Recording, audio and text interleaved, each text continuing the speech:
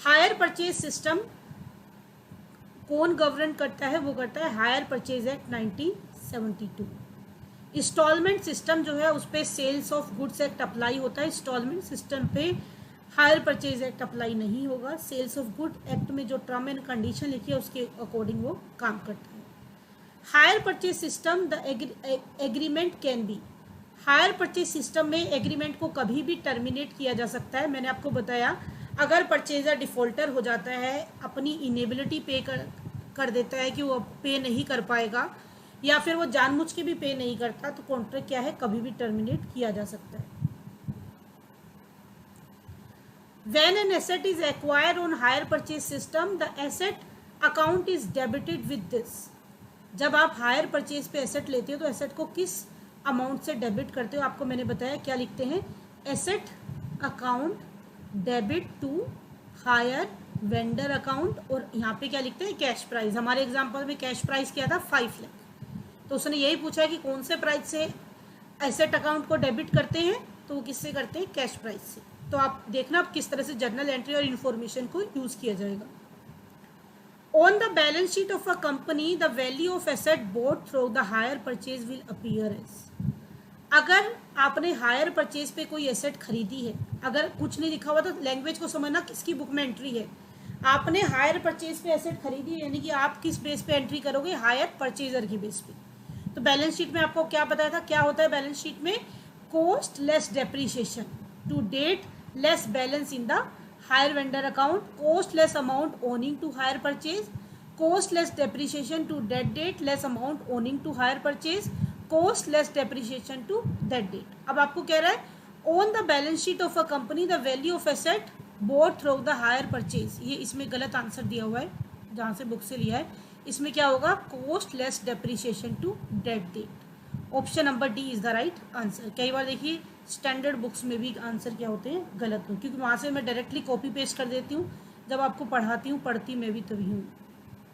Answer इसका क्या हो जाएगा, answer number D is the right answer. अभी आपको मैंने डिस्क्रिप्शन में बताया कि बैलेंस शीट में क्या शो करते हैं, कोस्ट लेस डेप्रीशिएशन। जो चेंजेस आते हैं वो किस में आते हैं, जब आप इंटरेस्ट सस्पेंस अकाउंट खोलते हो तो वहाँ पे सिर्फ चेंजेस आया है, वहाँ पे लेस अमाउंट ड्यू इन इंटरेस्ट सस्पेंस अकाउंट, और वो भी लाइबिलिटी में फ़र्क आता है। और अगर हम हायर वेंडर की बुक बात करें तो वहाँ पे डेटर में फ़र्क आएगा। तो यहाँ पे हायर परचेजर की बुक है तो क्या एंट्री होगी, cost less depreciation. Ownership of goods under hire purchase agreement is transfer at the time of, ownership कब ट्रांसफर होती है, आपको बताया जब लास्ट इंस्टॉलमेंट पे हो जाती है, फुल एंड फाइनल पेमेंट होने के बाद की जाती है, यानी कि option number C is the right answer. The act of buying an asset without having to make full payment in immediate future is known as, उसको हम क्या बोलते हैं, हायर परचेज सिस्टम।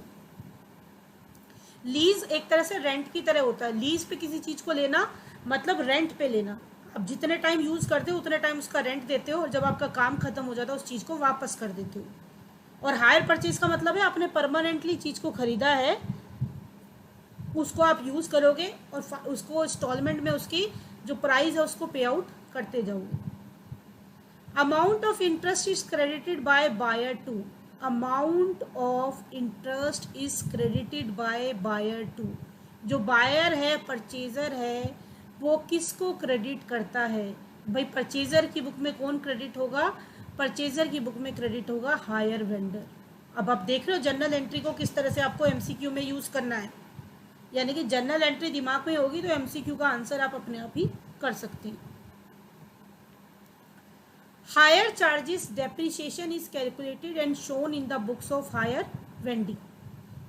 ध्यान दीजिएगा, hire charges depreciation is calculated and shown in the books of, अगर आपने higher charges calculate किया है, यानी कि हायर चार्जेस का मतलब वैल्यू डाउन हो रही है एसेट की, जिसे डेप्रीशिएशन कहा गया है, उसको जब आप कैलकुलेशन करना शुरू करते हो तो किस अमाउंट को शो करते हो, हायर परचेज प्राइस को शो करते हो या कैश प्राइस को। अभी आपको बताया था जब बैलेंस शीट में एंट्री करते हैं तो कैसे दिखाते हैं, एसेट 5 लाख, अपना एग्जाम्पल ही बार बार वही रिपीट करो, let's depreciation 1 lakh, balance 4 lakh, यानी कि किससे शुरुआत की हमने, कैश प्राइस से। हायर परचेज प्राइस को सिर्फ जर्नल एंट्री में रिकॉर्ड करते हैं, बैलेंस शीट या ओरिजिनल जो डेटा होता है उसमें रिकॉर्ड नहीं करते, सिर्फ इसका यूज़ किया जाता है हायर वेंडर अकाउंट मेंटेन करने के लिए।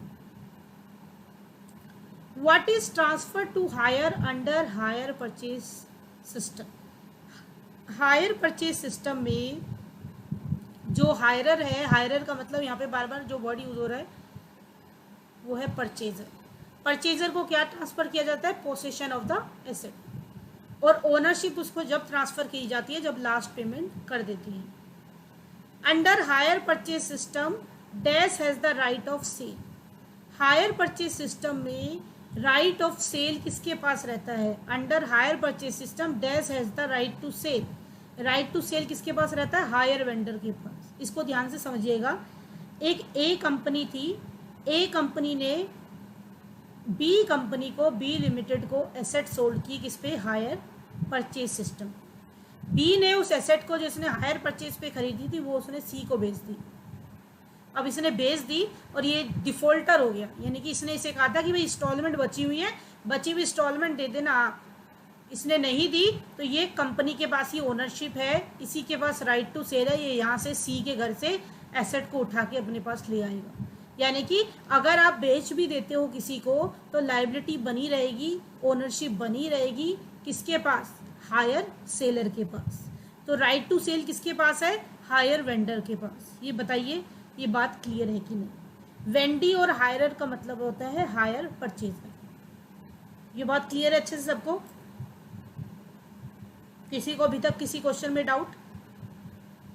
अभी ये समझ आ रहा है कि जो आपको इन्फॉर्मेशन दी गई है उस इन्फॉर्मेशन को एमसीक्यू में कैसे दे सकते हैं। तो हमें न्यूमेरिकल पॉइंट ऑफ व्यू से चीज़ें नहीं सीखनी, हमें बेसिक क्लियर करके उसे एमसीक्यू पॉइंट ऑफ व्यू में क्या करना है? कन्वर्ट करना है। लेकिन कन्वर्ट तभी कर पाओगे जब बेसिक सीख पाओगे और अंडरस्टैंड कर पाओगे।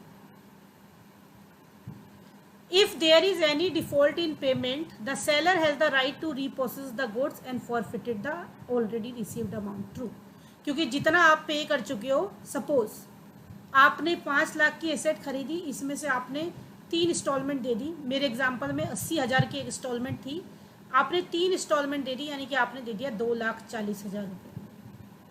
और आपने इस एसेट को यूज़ किया है सिर्फ 2 लाख के बराबर, यानी कि इसकी आपकी बुक्स ऑफ अकाउंट में, परचेजर की बुक्स ऑफ अकाउंट में इसकी वैल्यू 3 लाख रुपए है और आपने पे किया है 2,40,000 रुपये, और जो हायर वेंडर है इसे उठा के ले गया सिर्फ 1.5 लाख रुपए वैल्यू लगा के।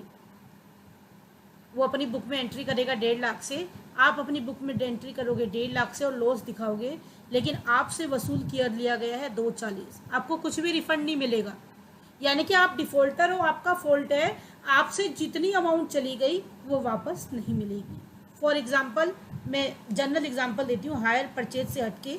आपने कोई LIC ली हुई है और आप उसका प्रीमियम नहीं भरते हो, आपकी पॉलिसी लैप्स हो जाती है, तो जितनी भी अमाउंट प्रीमियम की आप पे कर चुके होते हो वो क्या हो जाती है? फॉरफिटेड हो जाती है, जब्त हो जाती है। सिमिलरली हायर परचेज सिस्टम में भी जितनी इंस्टॉलमेंट आप पे आउट कर चुके हो वो क्या हो जाती है? फॉरफिटेड हो जाती है, जब्त हो जाती है। Under hire purchase system the retail price of the article is. देखिए, अगर हायर परचेज में हम बात कर रहे हैं तो cash price, retail price, under hire purchase system the retail price of the article is. Article का रिटेल प्राइस क्या होना चाहिए? देखिए, मेरे हिसाब से कैश प्राइस होना चाहिए, इसे मैं चेक करूंगी। पिछले वाले में तो मैं श्योर थी, लेकिन हो सकता है किसी और सेंस में इसमें किया हो, तो मैं आंसर बताने से पहले इसको एक बार चेक करना चाहूँगी, क्योंकि मेरे अकॉर्डिंग इसका आंसर कैश प्राइस होना चाहिए क्वेश्चन का, लेकिन इसमें रिटेल प्राइस दिया हुआ है बुक में। तो एक बार मैं इसको गो थ्रू होंगी, देखूंगी कि कौन सा आंसर करेक्ट है, क्योंकि जितना मेरी अंडरस्टैंडिंग है रिटेल प्राइस का मतलब है सेलिंग प्राइस, और सेलिंग प्राइस हमेशा कैश प्राइस ही काउंट होता है। हायर परचेज तो फैसिलिटेट करता है, तो वो इंटरेस्ट क्या है? एक्स्ट्रा इनकम है, तो ये होना चाहिए। तो मैंने इसको स्टार मार्क कर रही हूँ, मैं इसको एक बार रिव्यू करके आपको कंफर्म कर दूंगी मैसेज करके ग्रुप में रात को। The initial amount paid higher purchase system is called. Initially जो पहली पेमेंट की जाती है eight the time of purchase उसे क्या कहते हैं? Down payment. Under hire purchase system interest is calculated हो। अब ये तो आपको समझ आ ही गया होगा, जैसे मैंने आपको दिखाया था 5 लाख था, 50,000 पे कर दिया, बचा 40 लाख, 50,000 उसके ऊपर मैंने इंटरेस्ट पे किया था, बैलेंस के ऊपर इंटरेस्ट कैलकुलेट किया था 45,000, याद है? तो किस पे किया था मैंने? बैलेंस अमाउंट पे। फिर अगले साल फिर मैंने पहली इंस्टॉलमेंट पे कर दी थी, फर्स्ट इंस्टॉलमेंट 80,000 की पे कर दी थी। तो कितना बैलेंस बच गया था? 450 3 7, इसको ऐड करा 95, ये हो गया 4,15,000। उसके बाद अब नेक्स्ट ईयर कितने पे इंटरेस्ट कैलकुलेट होगा? ये इंस्टॉलमेंट है, वो इंटरेस्ट है, एक जैसा लगे। अब इंटरेस्ट जो 10% है वो 4,15,000, यानी कि इसका 10% 41,500 हमेशा लेस सेकेंड इंस्टॉलमेंट। यानी कि इंटरेस्ट हमेशा किस पे चेक होता है, कैलकुलेट होता है? इंटरेस्ट कैलकुलेट होता है आउटस्टैंडिंग बैलेंस पे। तो ये सारी चीज़ें आपको पढ़ाई गई हैं, आपको देखना है कि कैसे आपको रिलेट करना है। तो एग्जाम में उसी बेसिक से ही क्वेश्चंस आते हैं। If the hire purchaser failed to make payment of any installment, it is called default and the vendor has the right to repossess the asset. वो उठा के ले जाएगा अपनी एसेट को, दोबारा से रीप्रोसेस कर लेगा। समझ तो आ रहा है? जल्दी तो नहीं हो रहा है? ऐसा तो नहीं लग रहा मैं भाग रही हूँ? एमसीक्यू समझ आ रहा है ना? क्यों? मतलब मेरा मोटो ये है कि जितना हो सके ज़्यादा से ज़्यादा एमसीक्यू डिस्कस कर लें, क्योंकि खुद से पढ़ने में और समझ के पढ़ने में डिफरेंस रहता है। If the hire vendor may take away all the goods on which there is default of installation, it is called, अगर सारे के सारे गुड्स उठा लिए तो उसे बोलते हैं कंप्लीट रिपोसेशन, और अगर उसके कुछ पार्ट उठाया है तो उसे बोलते हैं partial रिपोसेशन।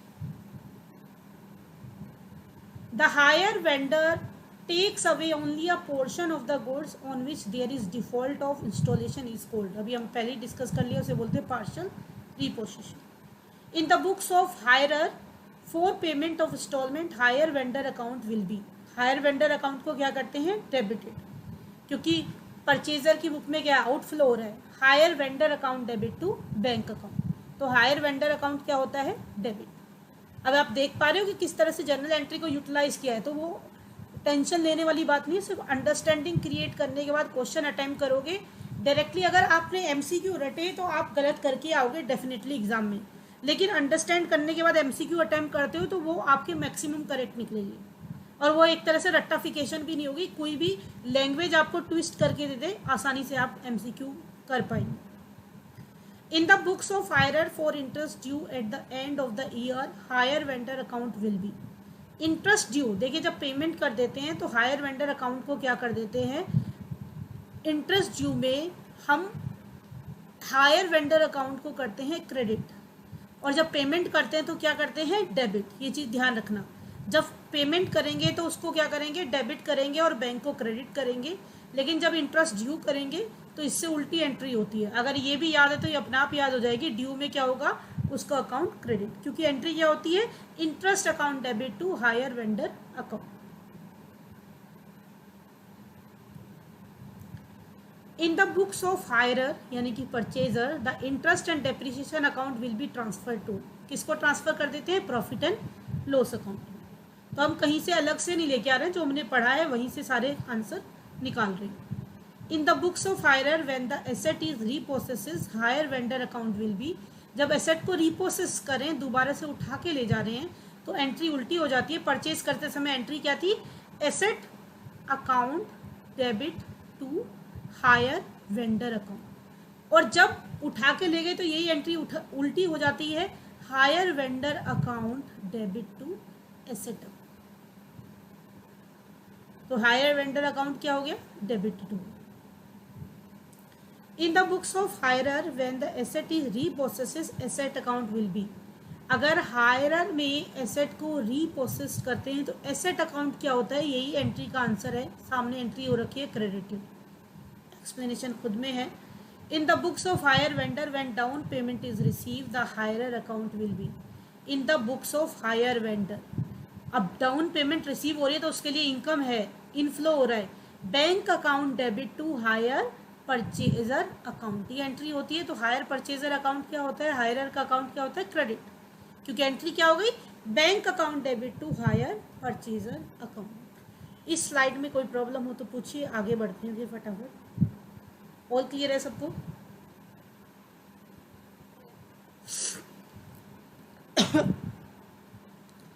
Nature of higher purchase agreement is, agreement जो हायर परचेज है उसका नेचर क्या है, ऑप्शन टू बाय, यानी कि ये आपको खरीदने का एक तरीका बताता है कि भाई आप एक साथ पेमेंट करके नहीं खरीद सकते, तो आपके पास ये एक ऑप्शन भी है, इंस्टॉलमेंट में पे करके भी आप खरीद सकते हैं।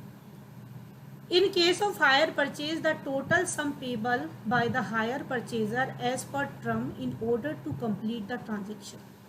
In case of hire purchase, the total sum payable by hire purchaser as per term to complete the transaction. Transaction को complete करने के लिए आप क्या पे करते हैं, आप पे करते हैं कैश प्राइस प्लस इंटरेस्ट, और इन दोनों के कॉम्बिनेशन को हम क्या कहते हैं, हम कहते हैं higher purchase price.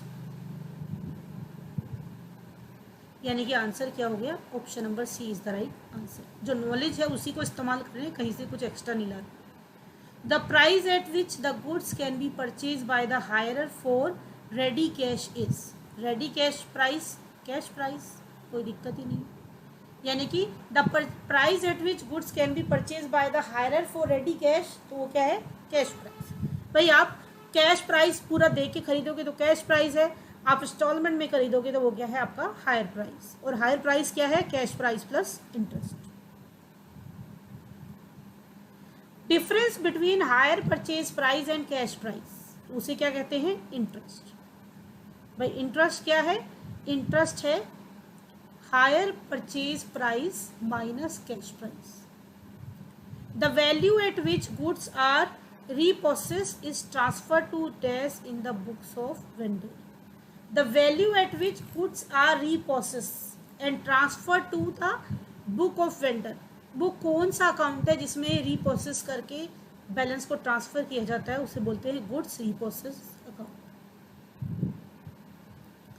Cash price किसके इक्वल होता है, hire purchase price minus interest. ये भी उसी से निकला है, क्योंकि आपको पता है हायर परचेज प्राइस क्या है, कैश प्राइस प्लस इंटरेस्ट। अब यहाँ से कैश प्राइस पूछा है तो ये इंटरेस्ट प्लस करा, उधर जाके माइनस, तो इस इक्वेशन पे भी कई सारे क्वेश्चन बन जाते हैं। किसी को इस स्लाइड में कोई प्रॉब्लम, आगे बढ़े। इसके बाद मैंने क्या किया है, इसको सबको थोड़ा सा सम अप करके आपको समरी प्रोवाइड कर दी है। हायर परचेजर कौन है, हायर वेंडर कौन है, कैश प्राइस क्या है, हायर परचेज प्राइस क्या है, इंस्टॉलमेंट मनी क्या होती है, क्योंकि अगर कोई भी कन्फ्यूज़न स्टिल रह जाता है तो आप इसको रीड आउट कर सकते हैं।